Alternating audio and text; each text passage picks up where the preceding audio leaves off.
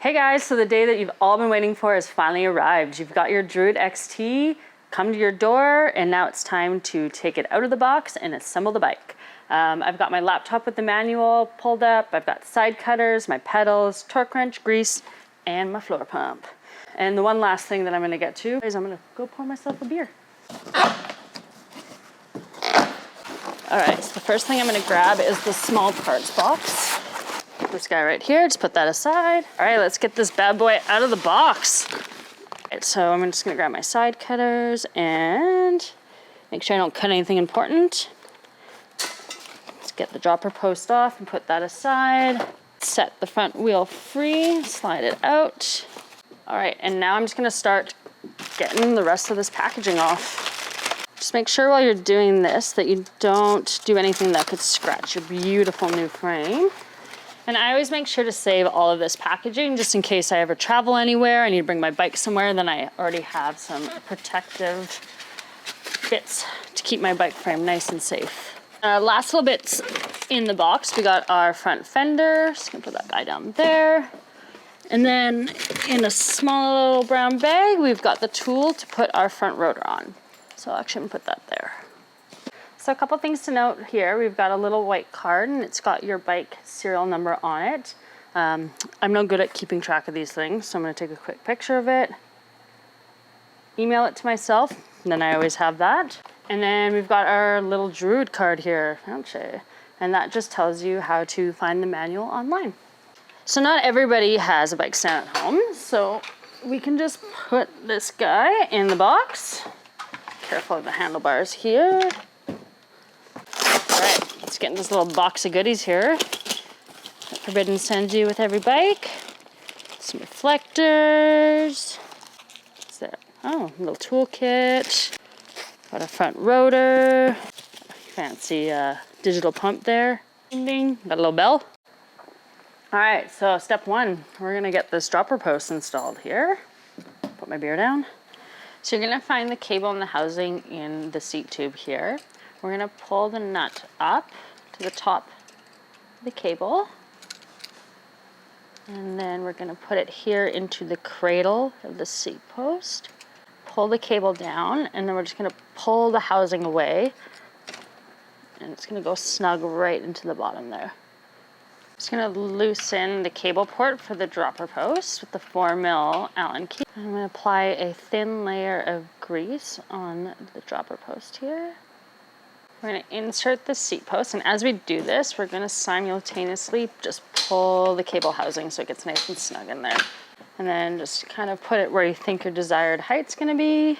In our toolkit, we're gonna go and grab the 6 Nm torque bit and just tighten that up. Grab the dropper post housing and pull it so it's nice and snug in there. And then tighten up the cable port. Next, we're taking the faceplate off the stem here so we can install the handlebar. So you just want to double check that all of the cables are where they should be when you put the handlebars on. The Druid XT comes with the race face effect stem, which is a top lock stem. So make sure that we do actually put the top where it says top. And that also means that we put in the top 2 bolts first and tighten those down. Grab our torque wrench from our toolkit. And these are gonna get tightened to 6 Nm.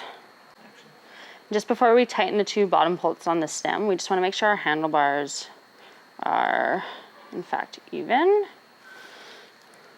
There we go, and then again, we're tightening these guys up to 6 Nm. We're gonna connect the dropper post lever here. It's an I-spec lever. With my 3mm Allen key, I'm just gonna tighten this guy down. Now that we've got the lever installed, we're just gonna make sure that the dropper post is in fact working. Looks like it is. So next up, we're gonna install our front rotor. We gotta go into this little reflector bag here, which also has some small parts, and grab the locking ring. So with the rotor, we're gonna make sure that we have the writing facing outwards. Put it on the teeth there. And we're gonna grab the lock and just thread it on by hand. Torque for this one is 40 Nm, which is really tight. So just come up above here and There we go, that should be good. So now we're ready to get the front wheel on the bike. First, I'm gonna grab the spacer from the front caliper here and then take the axle out. This guy out of here. We're gonna put the hub between the dropouts and just make sure that the front rotor goes into the caliper there. Okay, so we're gonna tighten the front axle to 9 Newton meters. Now that the axle is tight, I'm going to compress the fork a few times for Fox's floating axle to make sure it's settled into its low friction position. Now that the fork is settled, we can go ahead and just tighten this pinch bolt here. We're going to go to 5 Newton meters using the tool provided in your kit. Okay, so I'm just going to give the front wheel a spin here and make sure that the front rotor is moving freely in that front caliper, which it is. If you find that your front wheel isn't moving freely and the front rotor is in fact touching the caliper, you can just go down to the 2 front caliper bolts there and adjust them and just make sure to retighten them back to 8 Newton meters. In the small parts bag, you're going to find these little plastic nylon bits that just go over the front caliper bolts here. Just like that. Put those on. Okay, so now I'm going to install my pedals just as per manufacturer specifications. Okay, so the Druid XT ships with tubes already installed in the tires, but if you want to run them tubeless, in the small parts bag, you're going to find 2 little bags with tubeless valves. And you just put some sealant in there and set that all up. I, on the other hand, am pretty eager to ride my new bike, so I'm just going to skip that part. Ride tubes, not a big deal to me.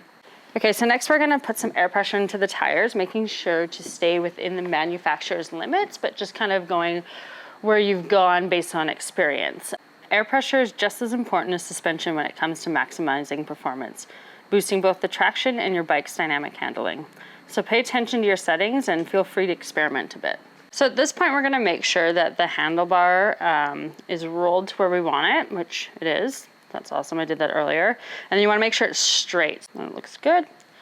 Yeah, and then we're gonna go ahead and loosen our brakes. So I'm gonna roll these down just a little bit, because I know I like them down. And then once you have them right where you want them, just tighten it right back up. Make sure this guy's the right way.